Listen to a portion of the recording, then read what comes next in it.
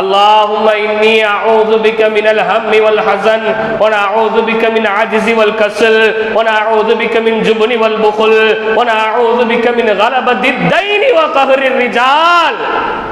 யா அல்லாஹ், கடத்தின் மூலமாக ஏற்படக்கூடிய நெருக்கடி, கடன்காரங்க வந்து என்ன சூழ்ந்து நிக்கிறதை விட்டு என்ன பாதுகாத்துரு, கடவாங்காத ஒரு வாழ்க்கையை தான் அல்லாஹ்வின் தூதர் ஸல்லல்லாஹு அலைஹி வஸல்லம் அவங்க கேட்டாங்க. எடுத்ததுக்கெல்லாம் தொட்டதுக்கெல்லாம் அவசியமானதுக்கு அனாவசியமானதுக்கு எல்லாத்துக்கும் இன்னைக்கு கடன் வாங்கிட்டே இருக்கிறோம்.